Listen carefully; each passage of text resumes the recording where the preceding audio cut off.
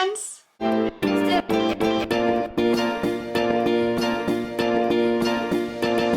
My name is Desiree, aka Mama Friendly, and I do all sorts of videos on this channel, from cooking videos to planner videos, vlogs, hauls, homeschool videos with a Disney twist, a little bit of everything. So if any of that sounds like fun to you, I hope that you'll subscribe and join me on my YouTube adventure.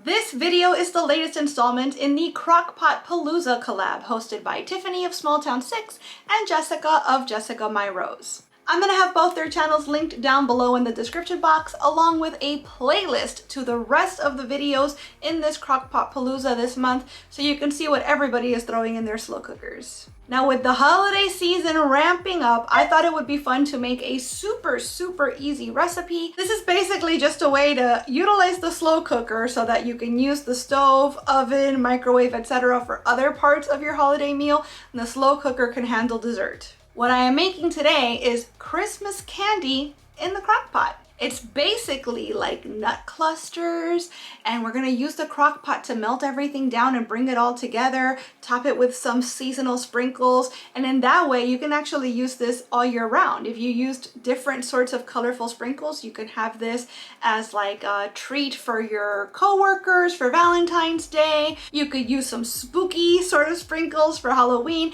This is actually a recipe that you can use year round. It's almost embarrassingly easy how this comes together, and anybody that you serve it to is gonna absolutely love it. So let me just jump right in and show you how I made my Christmas candy in the crock pot this year. All right, friends, we're gonna attempt to make our absurdly easy crock pot Christmas candy. I say attempt because this seems so simple that I'm almost certain something is bound to go wrong, because it just doesn't make sense that it could be this easy, really. So we're going to start with 2 cups of peanuts. They want you to use either dry roasted or regular salted. I've got the dry roasted unsalted, so that's what I'm going to use. 2 cups of that. 1 cup of chopped pecans. I've got halves and pieces here. I might give them a rough chop or maybe even just like a crumble as they're going in, but we're going to use a cup of that. 1.5 cups of creamy peanut butter. And I'm very happy to be using this because this brand of peanut butter, I can't. It's just, it doesn't taste of anything to me. I bought it because it is large and I want to make sure I don't run out, but then I immediately regretted it because it is so large, I'm never going to run out. And this really does not have any flavor to me at all. So I'm hoping with everything else combined, it'll be good. I'm also thinking because this lacks in flavor so much and because this is unsalted, I might sprinkle some salt on the candy at the end just to like bump up the flavor. So we'll see how that goes. But the recipe also calls for a pound of vanilla almond bark, a pound of chocolate almond bark, and 12 ounces of dark chocolate chips. So they want you to use 3 different kinds of chocolate. Because I am dairy free, it's hard to come by these things. So instead, I'm going to use my tried and true here. I've got 3 bags of the Enjoy Life semi-sweet chips. They also do regular sweet chocolate chips. They do white chocolate chips, which are harder to find and pretty expensive. So I went with what I've got on hand or what is easily available, and that's the semi-sweet. We've got 3 bags of that. And then lastly, this is entirely optional, but I went for it.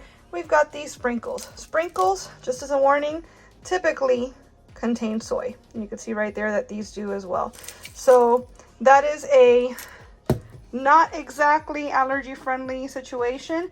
I typically avoid soy, but it's one of those deals where every once in a while, I'm not as strict with the soy as I am with the gluten and the dairy. The gluten and the dairy are absolutely 100% never, ever deviating from that.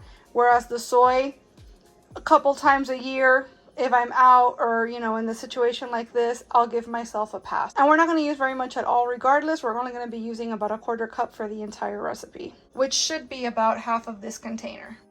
And so for our absurdly easy instructions, we're going to toss all of our ingredients except the sprinkles into our slow cooker.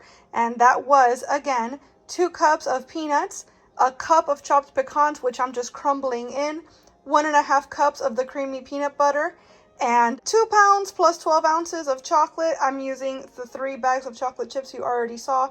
So everybody's going into the pool. I'm gonna stir it up. It says to place it on low for 2 hours or high for 1 hour. I am deathly afraid of this burning, so I'm gonna go the low route. And I'm also going to stir every 15 or 20 minutes just to make sure nothing sticks to the bottom, because again, I really don't want this to burn.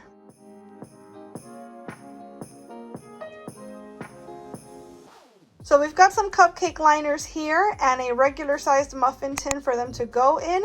This is just to help the candy maintain its shape. So now that everything's melted together, about 2 hours later, we're gonna take 2 tablespoons approximately at a time and put them into each cupcake liner. At this point, while everything is still warm and not dried down, we're gonna go ahead and sprinkle our Christmas sprinkles on top. And now everything can go into the fridge for 1 to 2 hours until it's firm.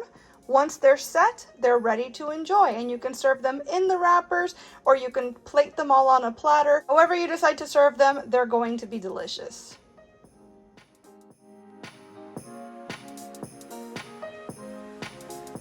All right, friends, there you have it. Our pecan, peanut, nut clusters. Amazing, so good, really easy. And as I mentioned earlier, the recipe is super versatile because with a little change here or there, suddenly it's perfect for any holiday. You could also make this loads of different other ways. In addition to or instead of the peanuts or the pecans, you could use pretzels, you could use chow mein noodles. Maybe once the candy is off the crock pot, you can mix in some marshmallows and kind of do it that way.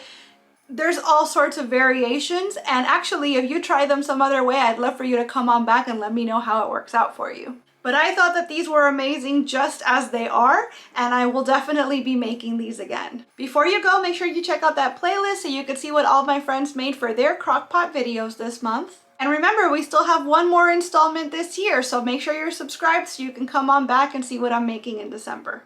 I want to thank you so much for being here and watching this video. I really hope you enjoyed it, and if you did, I hope that you'll please give it a big thumbs up. I'd also love it if you'd subscribe and click that notification bell because I post at least 3 times a week and I wouldn't want you to miss a minute.